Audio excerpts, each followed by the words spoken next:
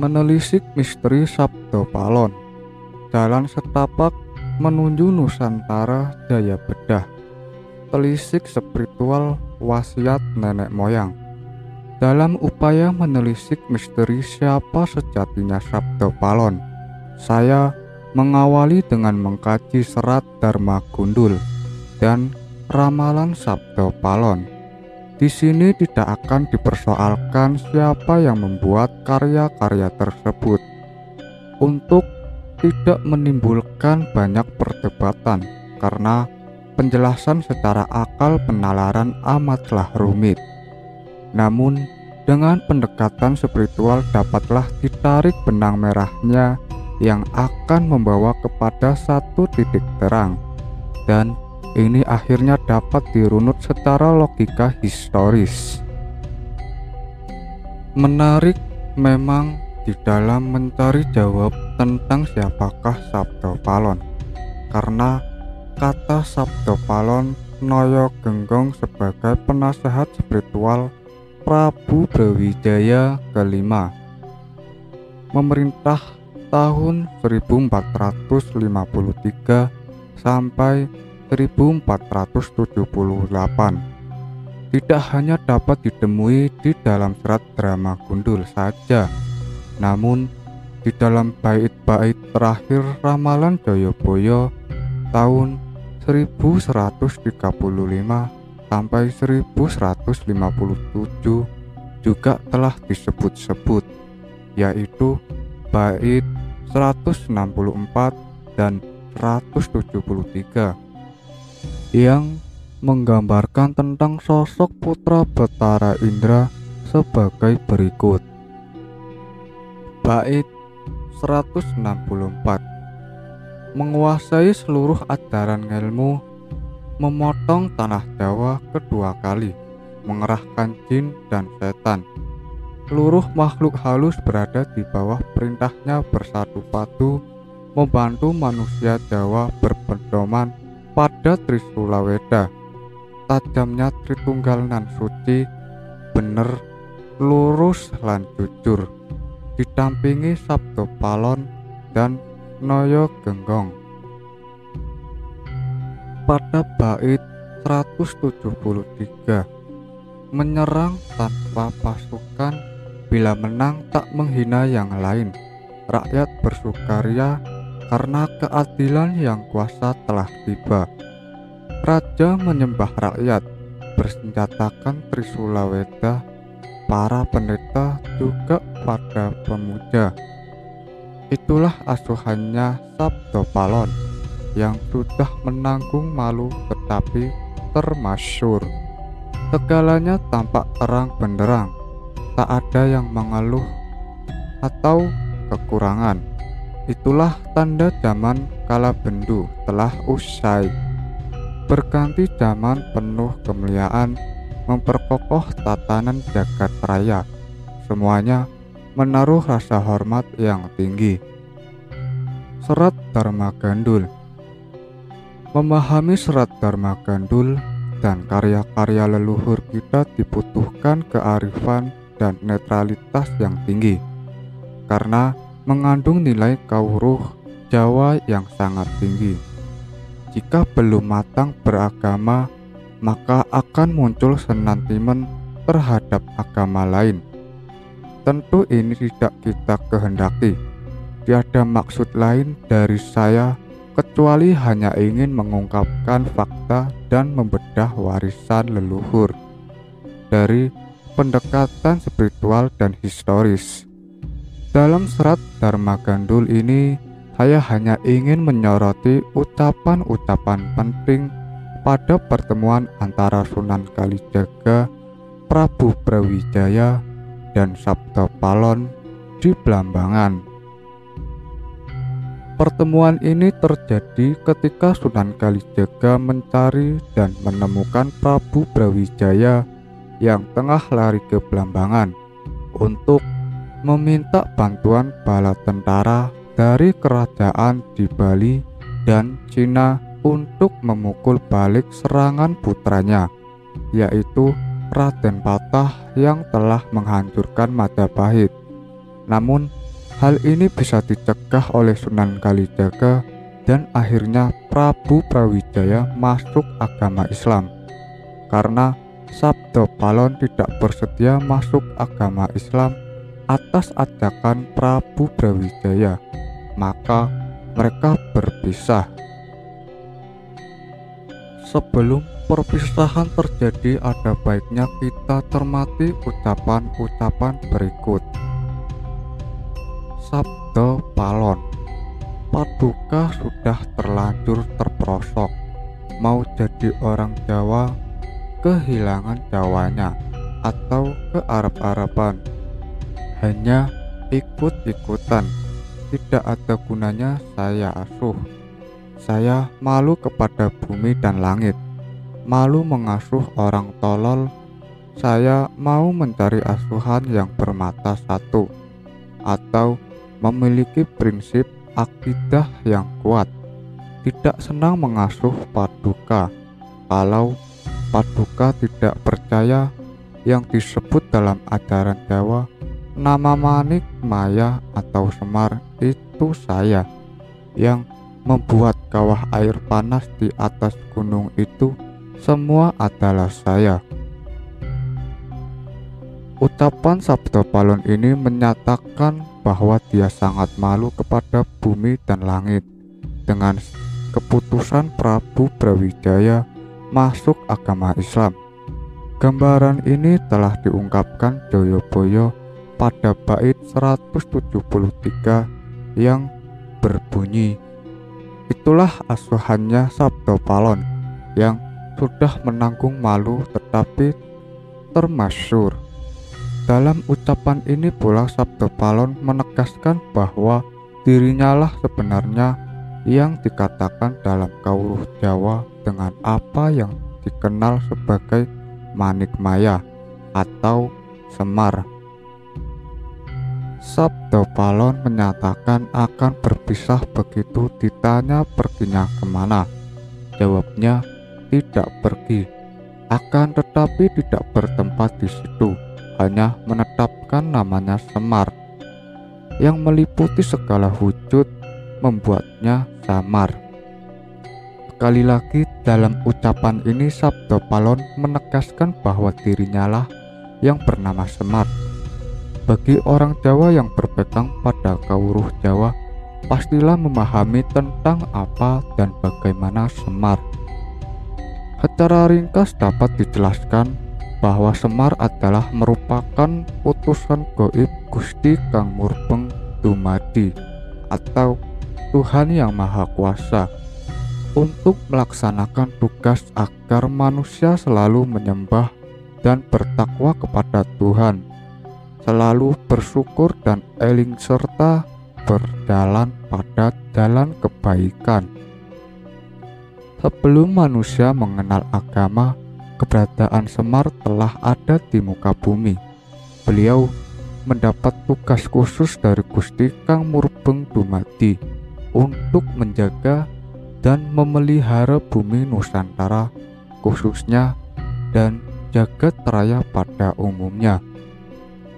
Perhatikan ungkapan Sabdo Palon berikut ini. Sabdo Palon berkata sedih, hamba ini Ratu Dang Hyang yang menjaga tanah Jawa. Siapa yang bertahta menjadi asuhan hamba mulai dari leluhur Paduka dahulu, Sang Wiku Manu Manangsa, Sakutrem dan Bambang Sakri, turun-temurun sampai sekarang. Hamba mengasuh keturunan raja-raja Jawa. Sampai sekarang ini usia hamba sudah 2000 lebih 3 tahun dalam mengasuh raja-raja Jawa. Tidak ada yang berubah agamanya. Ungkapan di atas menyatakan bahwa Sabdo Palon atau Semar telah ada di bumi Nusantara ini bahkan 525 tahun sebelum Masehi. Jika dihitung dari berakhirnya kekuasaan Prabu Brawijaya pada tahun 1478, saat ini di tahun 2007, berarti usia Sabdo Palon telah mencapai 2532 tahun. Setidaknya perhitungan usia tersebut dapat memberikan gambaran kepada kita, walaupun angka-angka yang menunjuk masa di dalam wasiat leluhur sangat toleransi sifatnya. Di kalangan spiritualis Jawa pada umumnya, keberadaan Semar diyakini berupa suara tanpa rupa. Namun, secara khusus bagi yang memahami lebih dalam lagi, keberadaan Semar diyakini dengan istilah mencolo putra, mencolo putri. Artinya dapat mewujud dan menyamar sebagai manusia biasa dalam wujud perlainan di setiap masa. Namun dalam perwujudannya sebagai manusia tetap mencirikan karakter Semar sebagai sosok begawan atau pandita. Hal ini dapat dipahami karena dalam Kawruh Jawa dikenal adanya konsep menitis dan cokro manggilingan. Dari apa yang telah disinggung di atas, kita telah sedikit memahami bahwa Sabda Palon sebagai pembimbing spiritual Prabu Brawijaya merupakan sosok Semar yang nyata. Menurut Sabda Palon dalam ungkapannya dikatakan, apakah Paduka lupa terhadap nama saya Sabda Palon? Sabda artinya kata-kata, Palon adalah kayu pengancing kandang, Naya artinya pandangan, Genggong artinya langgeng, tidak berubah. Jadi ucapan hamba itu berlaku sebagai pedoman hidup di tanah Jawa atau langgeng selamanya. Seperti halnya Semar telah banyak dikenal sebagai pemomong sejati yang selalu mengingatkan bila mana yang diemongnya salah jalan, salah berpikir, atau salah dalam perbuatan, terlebih apabila melanggar ketentuan Tuhan Yang Maha Esa. Semar selalu memberikan piwulangnya untuk bagaimana berbudi pekerti luhur selagi hidup di dunia fana ini sebagai bekal untuk perjalanan panjang berikutnya nanti. Jadi Semar merupakan pamomong yang tut wuri handayani, menjadi tempat bertanya karena pengetahuan dan kemampuannya sangat luas, serta memiliki sifat yang bijaksana dan rendah hati juga waskito atau arti sadurunge winaro. Semua yang disabdakan Semar tidak pernah berupa perintah untuk melakukan, tetapi lebih kepada bagaimana sebaiknya melakukan. Semua keputusan yang akan diambil diserahkan semuanya kepada tuannya. Semar atau kaki Semar sendiri memiliki 110 nama. Di antaranya adalah Ki Sabda Palon, Sang Hyang Ismaya, Ki Bodronoyo, dan lain-lain. Di dalam serat Dharma Gundul diceritakan episode perpisahan antara Sabda Palon dengan Prabu Brawijaya karena perbedaan prinsip. Sebelum berpisah, Sabda Palon menyatakan kekecewaannya dengan sabda-sabda yang mengandung prediksi tentang sosok-sosok masa depan yang diharapkannya. Berikut ungkapan-ungkapan itu. Paduka perlu paham, jika sudah berganti agama Islam, meninggalkan agama Buddha, keturunan Paduka akan celaka. Jawi atau orang Jawa yang memahami Kawruh Jawa tinggal Jawan atau kehilangan jati diri Jawanya, suka ikut-ikutan bangsa lain, suatu saat tentu akan dipimpin oleh orang Jawa yang mengerti. Sang Prabu diminta memahami suatu saat nanti kalau ada orang Jawa menggunakan nama tua berpegang pada Kawruh Jawa, yaitulah yang diasuh oleh Sabda Palon. Orang Jawa yang telah kehilangan Jawanya akan diajarkan agar bisa melihat benar salahnya.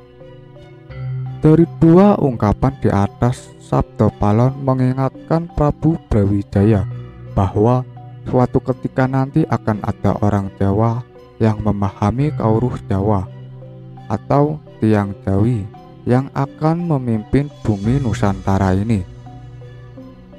Juga dikatakan bahwa ada saat nanti datang orang Jawa asuhan Sabda Palon yang memakai nama sepuh atau tua, bisa jadi mbah, aki ataupun eyang, yang memegang teguh Kawruh Jawa akan mengajarkan dan memaparkan kebenaran dan kesalahan dari peristiwa yang terjadi saat itu dan akibat-akibatnya dalam waktu berjalan.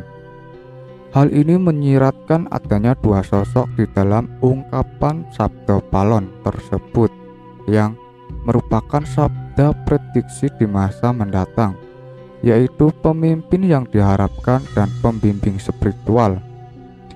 Ibarat Arjuna dan Semar atau juga Prabu Parikisti dan Begawan Abiyasa. Lebih lanjut diceritakan, Sang Prabu berkeinginan merangkul Sabda Palon dan Naya Genggong. Namun orang dua itu kemudian raib. Sang Prabu heran dan bingung, kemudian berkata kepada Sunan Kalijaga, "Gantilah nama Blambangan menjadi Banyuwangi. Jadikan ini sebagai tanda kembalinya Sabda Palon di tanah Jawa, membawa asuhannya sekarang ini." Sabda Palon masih berkelana di tanah seberang, dan kalimat ini jelas menandakan bahwa Sabda Palon dan Prabu Brawijaya berpisah di tempat yang sekarang bernama Banyuwangi. Tanah seberang yang dimaksud tidak lain adalah Pulau Bali. Untuk mengetahui lebih lanjut guna menguak misteri ini, ada baiknya kita kaji sedikit tentang ramalan Sabda Palon berikut ini. Ramalan Sabda Palon. Karena Sabda Palon tidak berkenan berganti agama Islam, maka dalam naskah ramalan Sabda Palon ini diungkapkan sabdanya sebagai berikut. 1. Sabda Palon matur tunggal.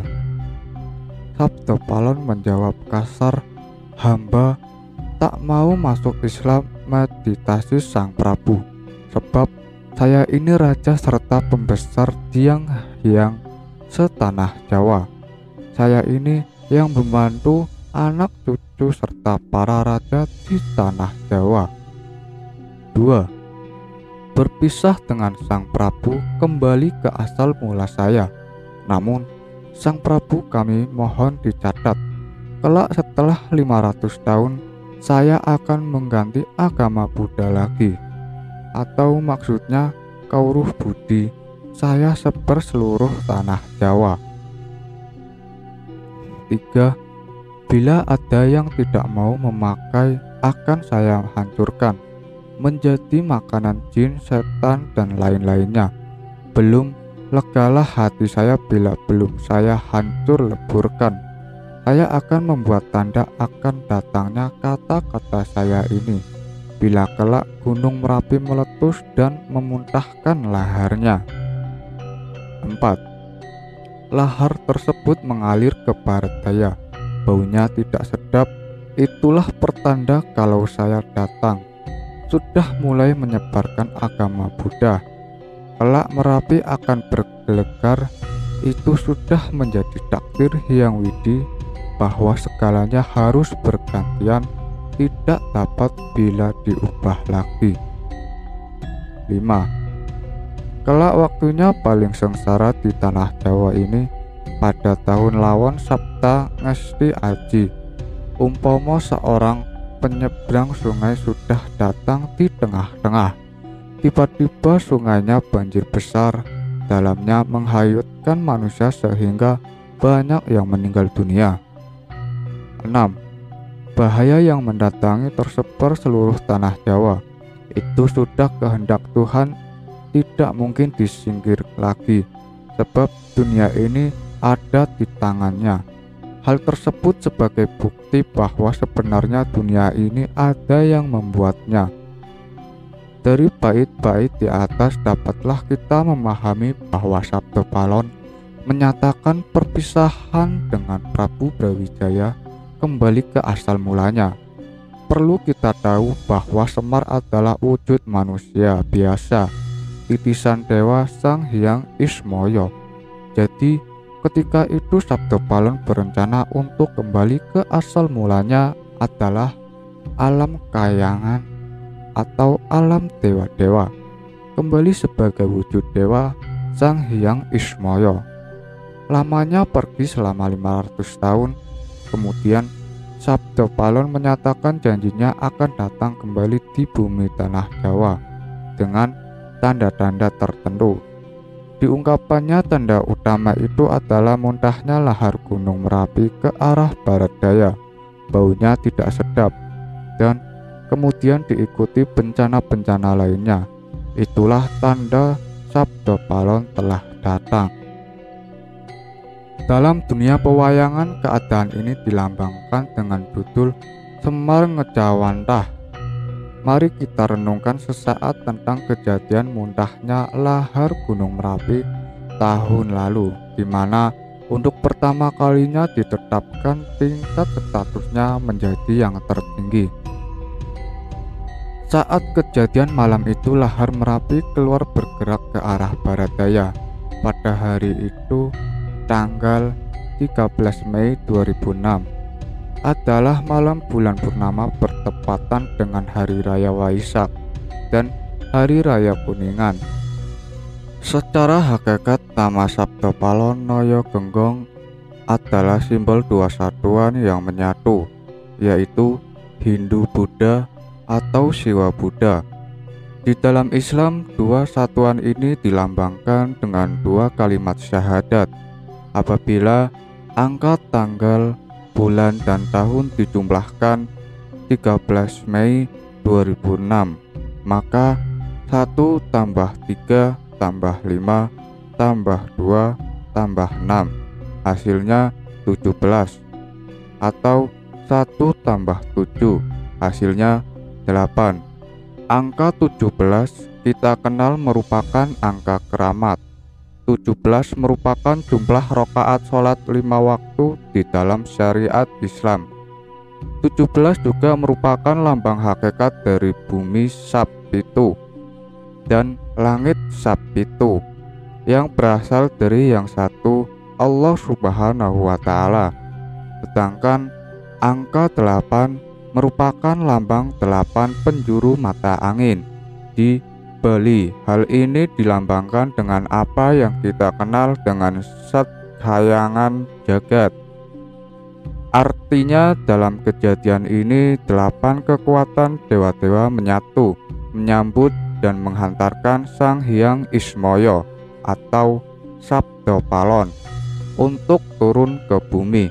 Di dalam Kawruh Jawa, Sang Hyang Ismaya adalah sosok dewa yang dihormati oleh seluruh dewa-dewa, dan Gunung Merapi di sini melambangkan hakikat tempat atau sarana turunnya dewa ke bumi atau menitis. Siapa sejatinya Sabda Palon Naya Genggong? Setelah kita membaca dan memahami secara keseluruhan wasiat-wasiat leluhur Nusantara, maka telah sampai saatnya saya akan mengulas sesuai dengan pemahaman saya tentang siapa sejatinya Sabda Palon Naya Genggong itu. Dari penuturan Bapak Tribudi Marhean Darmawan, saya mendapatkan jawaban. Sabda Palon adalah seorang ponakawan Prabu Brawijaya, panesehat, spiritual, dan pandita sakti kerajaan Majapahit. Dari penelusuran secara spiritual, Sabda Palon itu sejatinya adalah beliau Sang Hyang Nirata atau Mpu Dwi Jendra atau Pedanda Sakti Wawurawuh atau Tuan Semeru yang akhirnya moksa di Pura Uluwatu. Merinding juga saya mendengar nama ini. Dari referensi yang saya dapatkan, Dang Hyang Nirata adalah anak dari Dang Hyang Asmaranata dan cucu dari Mpu Tantular atau Dang Hyang Angkosakanata. Penyusunan kekawinan Sutasosma di mana di dalamnya tercantum Bhinneka Tunggal Ika. Dang Hyang Nirata adalah seorang pendeta Buddha yang kemudian beralih menjadi pendeta Siwa. Beliau juga diberi nama Mpu Dwi Jendra dan dijuluki pendeta Sakti Wawurawu. Beliau juga dikenal sebagai seorang sastrawan. Dalam Dwi Jendra Tatwa dikisahkan sebagai berikut. Pada masa kerajaan Majapahit di Jawa Timur, tersebutlah seorang bagawan yang bernama Dang Hyang Dwi Jendra. Beliau dihormati atas pengabdian yang sangat tinggi terhadap raja dan rakyat melalui ajaran-ajaran spiritual, peningkatan kemakmuran, dan menanggulangi masalah-masalah kehidupan. Beliau dikenal dalam menyebarkan ajaran agama Hindu dengan nama Dharma Yatra. Di Lombok, beliau disebut Tuan Semeru atau Guru dari Semeru, nama sebuah gunung di Jawa Timur dengan kemampuan supranatural dan mata batinnya. Beliau melihat benih-benih keruntuhan kerajaan Hindu di tanah Jawa. Maksud hati hendak melerai pihak-pihak yang bertikai, akan tetapi tidak mampu melawan kehendak Sang Pencipta, ditandai dengan berbagai bencana alam yang ditengarai turut ambil kontribusi dalam runtuhnya kerajaan Majapahit. Salah satunya adalah bencana alam Pagunungan Anyar. Akhirnya beliau mendapat petunjuk untuk hijrah ke sebuah pulau yang masih di bawah kekuasaan Majapahit, yaitu Pulau Bali. Sebelum pergi ke Pulau Bali, Dang Hyang Nirata hijrah ke Daha atau Kediri, lalu ke Pasuruan dan kemudian ke Blambangan. Beliau pertama kali tiba di Pulau Bali dari Blambangan sekitar tahun Saka 1411 atau 1489 Masehi, ketika kerajaan Bali Dwipa dipimpin oleh Dalam Watu Renggong. Beliau mendapat wahyu di Purancak Jembrana bahwa di Bali perlu dikembangkan paham Tripurusa, yakni pemujaan Hyang Widi dalam manifestasinya sebagai Siwa, Sadasiwa, dan Paramasiwa. Dang Hyang Nirata dijuluki pula Pedanda Sakti Wawurawu karena beliau mempunyai kemampuan supranatural yang membuat Dalam Watu Renggong sangat kagum, sehingga beliau diangkat menjadi Bagawanta atau pendeta kerajaan. Ketika itu Bali Dwipa mencapai zaman keemasan karena semua bidang kehidupan rakyat ditata dengan baik. Hak dan kewajiban para bangsawan diatur, hukum dan peradilan adat atau agama ditegakkan. Prasasti-prasasti yang memuat silsilah leluhur tiap-tiap soroh atau klan disusun. Awik-awik desa adat pekraman dibuat. Organisasi subak ditumbuh kembangkan dan kegiatan keagamaan ditingkatkan.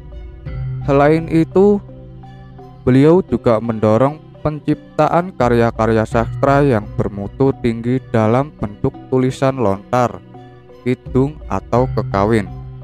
Pura-pura untuk memuja beliau di tempat mana beliau pernah bermukim membimbing umat adalah Purancak, Rambut Siwi, Pagendungan, Uluwatu, Bukit Gong, Bukit Payung, Sakena, air jeruk, tugu tengkulak, gowo lawah, pojok batu, surandi atau lombok, pangadangan, mas ceti peti tangket, amertasari, melanting, pulaki, buk cabe dalam Gandamayu, puncak tedung, dan lain-lain. Akhirnya Dang Hyang Nirata menghilang gaib atau moksa di Pura Uluwatu. Moksa bersatunya Atman dengan Brahman atau Sang Hyang Widiwasa meninggal dunia tanpa meninggalkan jasad. Setelah mengungkapkan bahwa Sabda Palon sejatinya adalah Hyang Nirata, lalu Bapak Tribudi Marhean Darmawan memberikan kepada saya 10 pesan dari beliau dan Hyang Nirata sebagai berikut. 1. Bait 5. Ada sebenarnya ucapan ilmu pengetahuan utama orang yang membangun telaga. Banyaknya 100 skala keutamaannya itu oleh orang yang melakukan korban suci sekali. Korban suci yang 100 ini kalah oleh anak baik seorang. 2. Bait ke-6. Ayahanda memberitahumu, anakku, tata cara menjadi anak. Jangan durhaka kepada leluhur. Orang yang disebut guru, 3 banyaknya yang disebut guru: guru reko, guru prabu, dan guru tapak atau yang mengajar itu. 3. Bait 8. Lebih baik hati-hati dalam berbicara kepada semua orang. Tak akan ternoda keturunannya, tak ada yang akan mencaci maki. Lebih baik hati-hati dalam berjalan, sebab kaki tak akan tersandung dan tidak akan menginjak kotoran. 4. Bait 10. Mulai sekarang lakukanlah berdua, patut utamakan tingkah laku yang benar, seperti menggunakan mata, gunanya untuk melihat.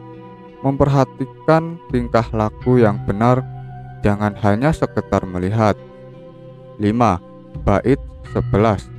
Kegunaan punya telinga, sebenarnya untuk mendengar kata-kata yang benar. Camkan dan simpan dalam hati, jangan semua hal didengarkan. 6. Bait 12.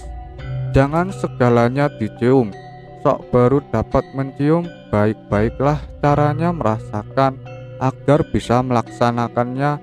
Kegunaan mulut untuk berbicara, jangan berbicara sembarangan, hal yang benar hendaknya diucapkan. 7. Bait 13. Memiliki tangan jangan usil, hati-hati menggunakan agar selalu mendapat kebenaran. Begitu pula dalam melangkahkan kaki, hati-hatilah melangkahkannya, bila kesandung pasti kita yang menahan atau menderitanya. 8. Bait 14. Kebenaran hendaknya diperbuat agar menemukan keselamatan, jangan henti-hentinya berbuat baik. Ibaratnya bagai bercocok tanam, tata cara dalam bertingkah laku. Kalau rajin menanam, tak mungkin tidak akan berhasil. 9. Bait 15. Pilihlah perbuatan yang baik, seperti orang ke pasar, bermaksud hendak berbelanja, juga masih memilih. Tidak mau membeli yang rusak, pasti yang baik dibelinya. Sama halnya dengan memilih tingkah laku. 10. Bait 16. Pilihlah tingkah laku yang baik, jangan mau memakai tingkah laku yang jahat. Betul-betul hina nilainya, ditambah lagi tiada disukai masyarakat. Kemanapun dibawa tak akan laku. Begitulah sebenarnya anakku. Akhirnya Bapak Tribudi Marhean Darmawan mengungkapkan bahwa dengan penelusuran secara spiritual dapatlah disimbolkan. Jadi yang dikatakan putra Batara Indra oleh Jayabaya, Budak Angon oleh Prabu Siliwangi, dan Satrio Pinandita Sinisihan Wahyu oleh Rangga Warsita itu tidak lain dan tidak bukan adalah Sabda Palon, yang sejatinya adalah Dang Hyang Nirata atau Pudwi Jendra atau Pedanda Sakti Wawurawuh dan Tuan Semeru. Pertanyaan sekarang adalah, ada di manakah beliau saat ini kalau dari tanda-tanda yang telah terjadi dikatakan bahwa Sabda Palon telah datang?